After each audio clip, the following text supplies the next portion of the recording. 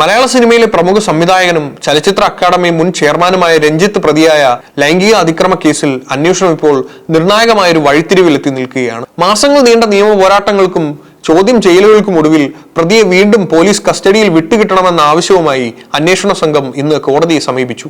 രഞ്ജിത്ത് അന്വേഷണത്തോട് ഒട്ടും സഹകരിക്കുന്നില്ലെന്നും പല ചോദ്യങ്ങൾക്കും ബോധപൂർവം മറുപടി നൽകാതെ ഒഴിഞ്ഞു മാറുന്നു എന്നുമാണ് പോലീസിന്റെ ഗൗരവകരമായ ആരോപണം. അക്ഷരാർത്ഥത്തിൽ പോലീസിനെ കുഴപ്പിക്കുന്ന നിലപാടാണ് സംവിധായകൻ സ്വീകരിച്ചിരിക്കുന്നത്. എറണാകുളം സബ് ജയിലിൽ റിമാൻഡിൽ കഴിയുന്ന അദ്ദേഹത്തെ ചോദ്യം ചെയ്യാൻ മുൻപ് സമയം അനുവദിച്ചിരുന്നെങ്കിലും ലഭിച്ച ഉത്തരങ്ങൾ പരസ്പര വിരുദ്ധമാണെന്നാണ് അന്വേഷണ സംഘം വ്യക്തമാക്കുന്നത്.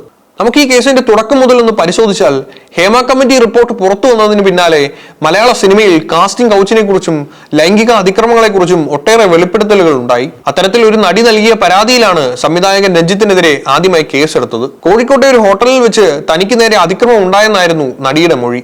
ഇതേ തുടർന്ന് നടന്ന പരിശോധനകളിൽ ചില നിർണായക തെളിവുകൾ ലഭിച്ചതായി പോലീസ് അവകാശപ്പെടുന്നു. നേരത്തെ 3 ദിവസത്തെ പോലീസ് കസ്റ്റഡി അനുവദിച്ചപ്പോൾ അന്വേഷണ സംഘം രഞ്ജിത്തിനെ വിശദമായി ചോദ്യം ചെയ്തിരുന്നു. എന്നാൽ അന്ന് ലഭിച്ച വിവരങ്ങളിൽ പലതും പൂർണ്ണമല്ലെന്നും ഡിജിറ്റൽ തെളിവുകളുമായി ഒത്തുനോക്കുമ്പോൾ കൂടുതൽ വ്യക്തത വരാനുണ്ടെന്നും പോലീസ് ഇപ്പോൾ കോടതിയെ അറിയിച്ചിട്ടുണ്ട്.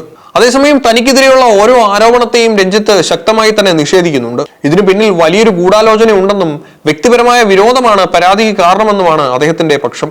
പരാതി നൽകിയ നടിക്ക് അഭിനയത്തിൽ കാര്യമായ പ്രാവീണ്യം ഉണ്ടായിരുന്നില്ല. സിനിമയിൽ അവരുടെ പല രംഗങ്ങളും ചിത്രീകരിച്ചപ്പോൾ അത് പ്രതീക്ഷിച്ച നിലവാരത്തിലേക്ക് ഉയർന്നില്ല. ഒരു സംവിധായകൻ എന്ന നിലയിൽ തനിക്ക് ആ സീനുകൾ വെട്ടിക്കളയേണ്ടി വന്നു. തനിക്ക് സിനിമയിൽ അർഹിച്ച പ്രാധാന്യം ലഭിച്ചില്ല എന്ന വിരോധമാണ് ഇത്തരമൊരു പരാതിക്ക് പിന്നിലുള്ള യഥാർത്ഥ കാരണം. അദ്ദേഹം അന്വേഷണ ഉദ്യോഗസ്ഥരോട് പറഞ്ഞത് ഇങ്ങനെയാണ്.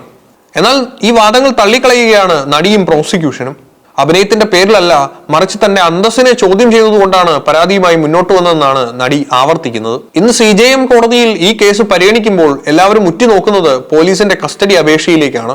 പ്രതിയെ വീണ്ടും കസ്റ്റഡിയിൽ വിടുന്നത് അദ്ദേഹത്തിന്റെ മനുഷ്യാവകാശങ്ങളുടെ ലംഘനമാണെന്ന് പ്രതിഭാഗം വക്കീൽ വാദിക്കുമ്പോൾ കേസിന്റെ സത്യസന്ധമായ അന്വേഷണത്തിന് കസ്റ്റഡി അത്യന്താപേക്ഷിതമാണെന്ന് സർക്കാർ അഭിഭാഷകർ തിരിച്ചടിക്കുന്നു. പ്രതിക്ക് ജാമ്യം അനുവദിച്ചാൽ അദ്ദേഹം സാക്ഷികളെ സ്വാധീനിക്കുമെന്നും സിനിമാ ലോകത്തെ തന്റെ സ്വാധീനം ഉപയോഗിച്ച് തെളിവുകൾ നശിപ്പിക്കാൻ ശ്രമിക്കുമെന്നും പ്രോസിക്യൂഷൻ കോടതിയിൽ ബോധിപ്പിച്ചു കഴിഞ്ഞു. മലയാള സിനിമാ വ്യവസായത്തിലെ പല വിഗ്രഹങ്ങളും ഉടഞ്ഞു വീണ ഒരു കാലഘട്ടത്തിലൂടെയാണ് നാം കടന്നുപോകുന്നത്. രഞ്ജിത്ത് കേസിന്റെ വിധി വരും ദിവസങ്ങളിൽ സിനിമയിലെ സ്ത്രീ സുരക്ഷയുമായി ബന്ധപ്പെട്ട മറ്റു പരാതികളിലും വലിയ സ്വാധീനം ചെലുത്തുമെന്ന് ഉറപ്പാണ്.